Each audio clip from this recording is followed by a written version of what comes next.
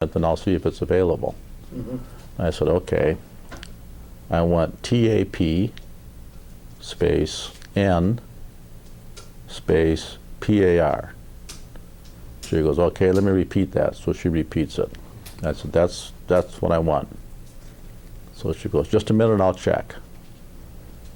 And so a few seconds later, she comes back and she says, that's available. I says, it is? She goes, yes.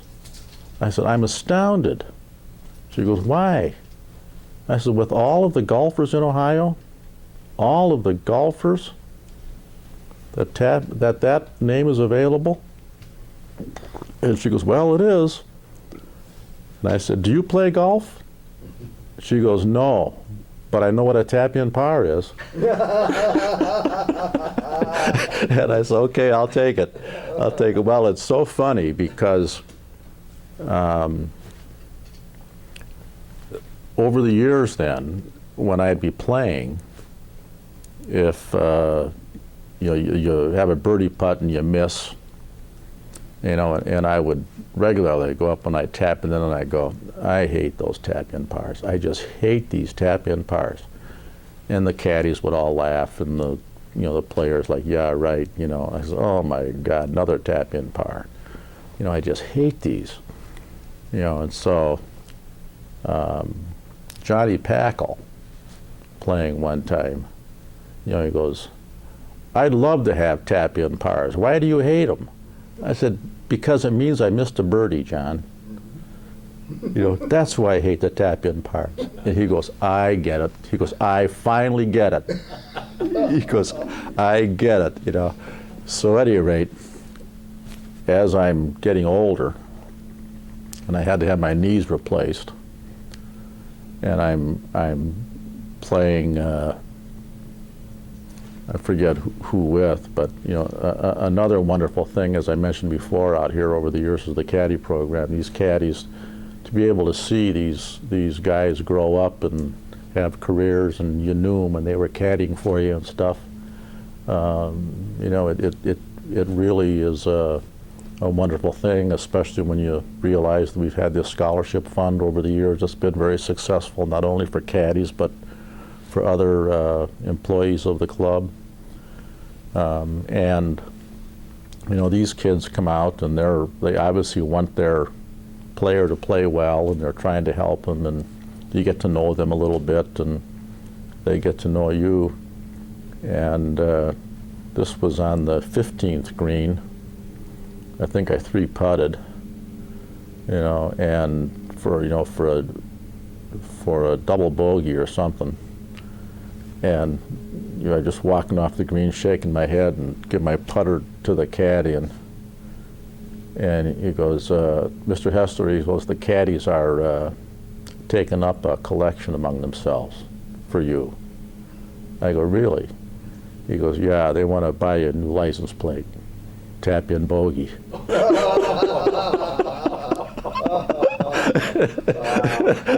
And I like, well, that day is about here. I guess I should just start liking bogeys. But that's also kind of an indication of what kind of place this is, when the caddies feel that they can have enough of a relationship with you that they can tease you a little bit when you. That's right. And I think all of the guys that or people that members that use caddies, probably have stories like that, and that they can tell about those relationships. I think the height of affection is kidding. Mm-hmm. When you arrive to a point with, whether it's your boss or your subordinate, and that camaraderie can go back and forth. Mm-hmm. It is now well established and well respected for each people and each individual, and that's just wonderful to hear that story of the caddies. Well, one of the things that golf engenders, I think, just by its nature as a sport, is that kind of an attitude. I mean, anybody, you can't carry your pretensions around a golf course.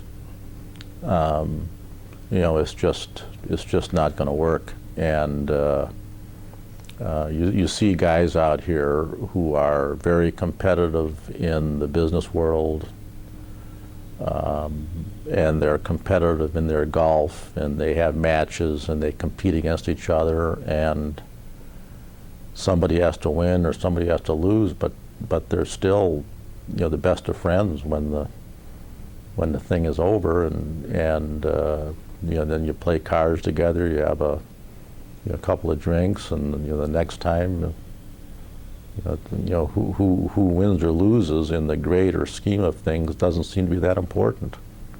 It's just the competition, having the fun and the camaraderie, and if people can't enjoy golf that way, I think they're missing out on a lot of enjoyment, and that's been one of my favorite aspects of the program over the years, is just the relationship with the members, throughout the years, and the longer you're a member out here, the more of those kind of memories you create, and when you see somebody, they'll recall that this happened or that happened, or I remember when this happened, or whatever, and so it kind of takes you back, as you reflect on those kinds of events.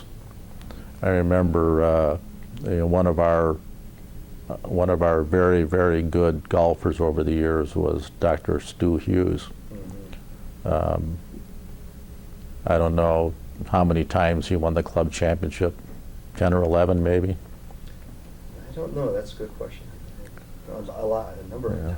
But I used to play a lot of golf with Stu, and he was always a very gracious partner and opponent.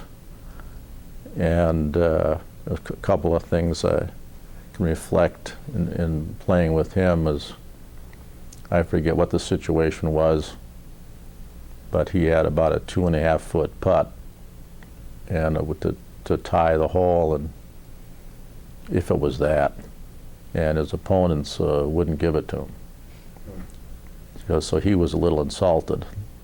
Well, he went up and putted it in and made it, and we're walking the next tee, and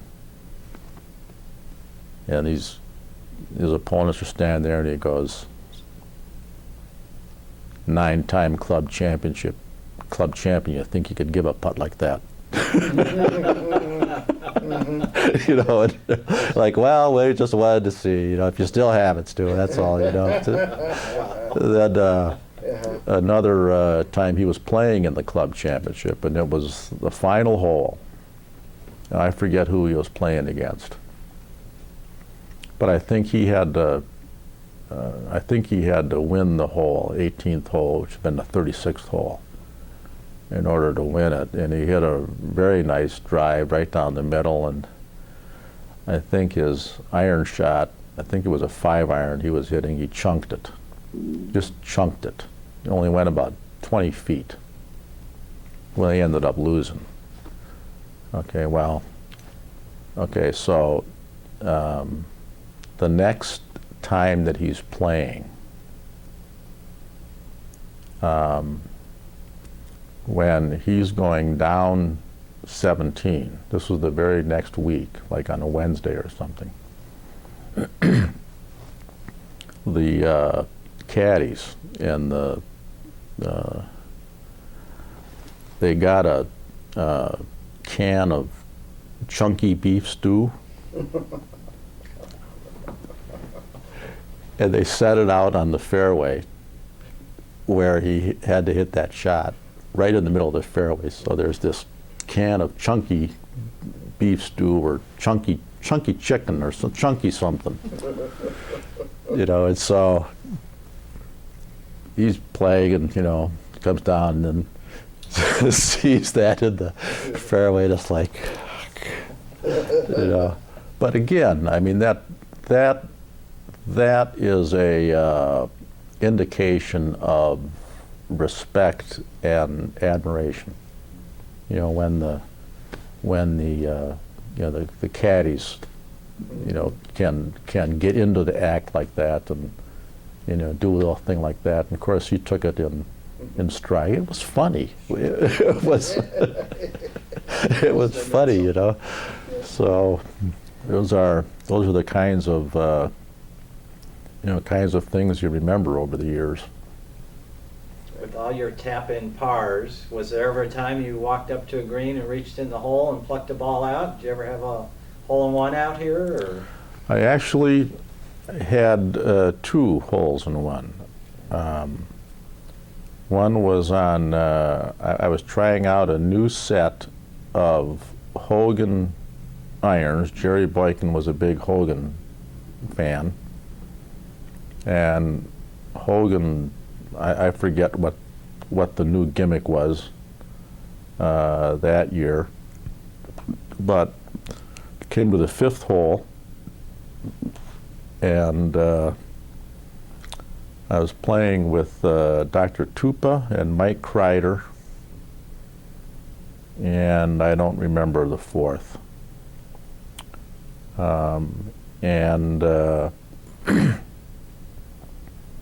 He had a 4-iron on 5. First time I'd swung that club out of the bag. Brand new club. In fact, I was trying them out, and hit it, and it went right in the hole. It landed a couple feet in front and just rolled up and went in the hole. And we were only going to play 9 holes,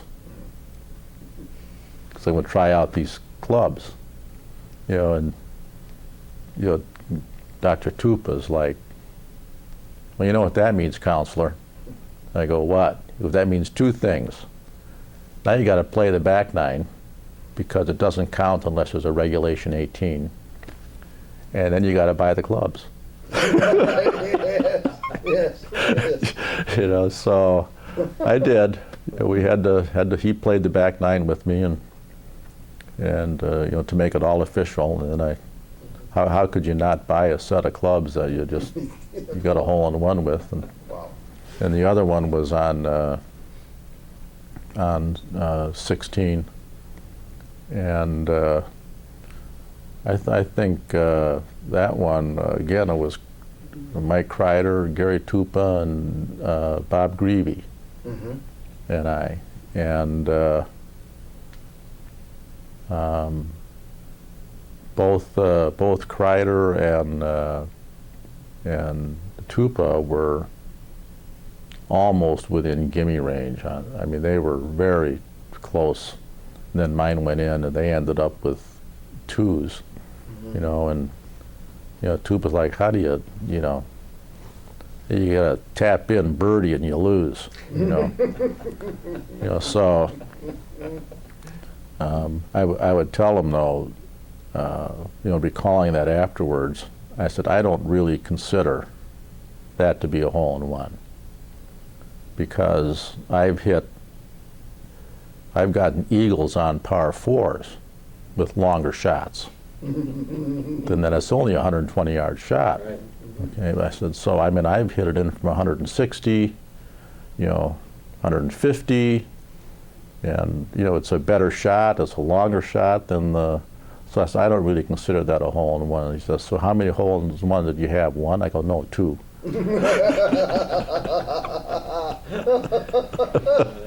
That's good. So we've had that little debate over the years as to how many I count.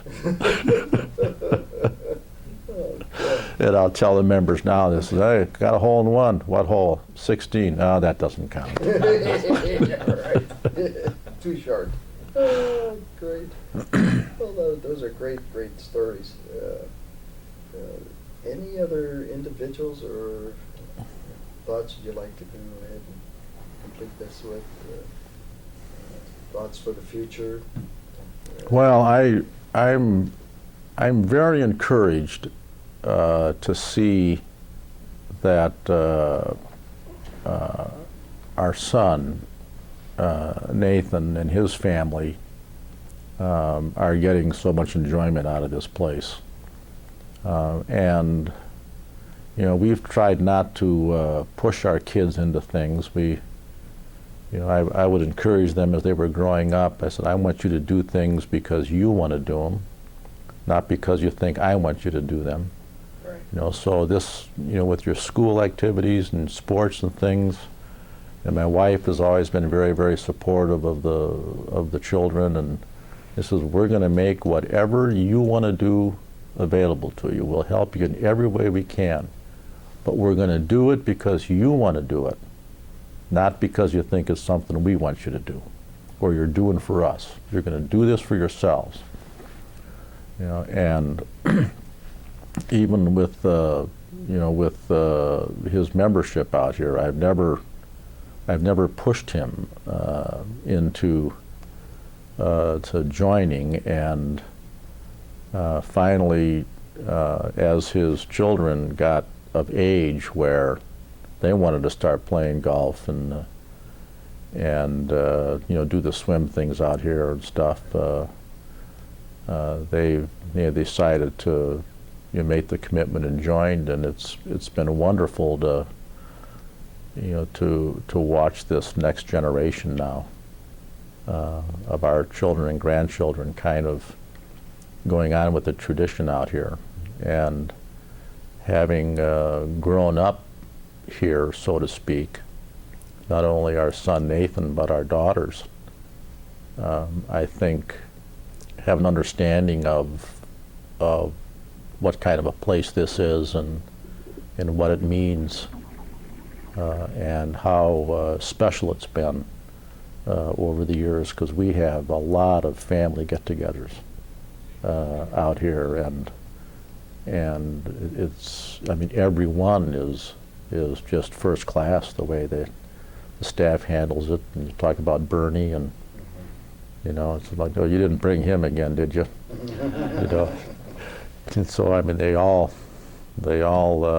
appreciate that, and it's like it wouldn't be the same. It wouldn't have the same effect. It wouldn't be the same function. It wouldn't have the same meaning to our family if we didn't have those things here, because it's the accumulation of memories, that all kind of blend into one grand feeling or one grand memory. It becomes a collage of memories, and I think that's something that our family has enjoyed and looks like we'll continue to enjoy into the future. Well, with your nearly 40 years out here, and speaking of the tradition of the club and the memories that you fondly recall, I'm just curious, if you were to think back to what Lakewood was when you joined and what it is today, how different is that, and how different, or what do you think the future of country clubs are going forward? Well, the economics obviously is a big issue, and economics depends upon our, the state of the economy and our society, and people change, society changes. I think when I joined back in the mid-70s, there was a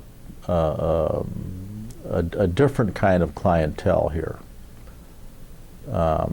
And I think that the membership was predominantly made up of independent business people, people that owned their own businesses, had their own practices, doctors, dentists, professional people, and consequently were primarily paying their own way. And that brought with it a certain sense of commitment and caring and wanting to be a part of the program and taking advantage of the facilities and whatnot. And so it, just like with us, being a member here also became a part of your life. and you would make relationships with other members, and those relationships would last over the years, and actually, they would spill over into other aspects of your life. Wouldn't be just combined with the country club here. I'm talking about, like I mentioned with Randy Palmer and Don Walters, and those relationships were more than just being fellow members of the country club. And I can mention any number of clients over the years. Bob Smith, who I mentioned, his dad. We used to play a lot of golf together with Jim Olson. If you remember Jim Olson, Sure. Wonderful man. But we've continued, over the years, doing legal work for the the Smith family and Bob's company over the years, and I can talk to any number of guys out here that we've represented for a long, long time. And so the relationships that you develop are transcend the club, so to speak. But the club seems to be the focal point for it. It's the nexus of it. And then as the years changed, tax laws change. You used to be able to take a tax deduction for country club dues as a business expense, so that helped people. But then as the tax laws change, society changes. I think we got more members who I want to say this kindly, were primarily an expense report, if you know what I mean. They were members because their company, the larger companies, expected their executives to be members of a country club. And so, you were not paying your own way, so to speak. And you're here for a few years and you get transferred, and so then you join another club, and so it's a business convenience, and not so much a part of your life. And I'm very enthused about the future of the club, because as I look at the younger group, like the ones that my son and his wife associate with out here, they have camaraderie, and as an example of that, they've started to play on the Friday evening whack and snack, which is a mixed couples. I guess they play 9 holes and then have dinner with the whole group. And last Friday, it got rained out. Well, they had 4 or 5 of the couples, went somewhere for dinner anyway, just to be with each other, because they were, they were lined up to be together on Friday night, and say the golf got rained out, but that doesn't mean we still can't, enjoy each other's company. So they went out to dinner, and I have a sense that this newer generation, the younger generation, is looking for something in their lives that can provide some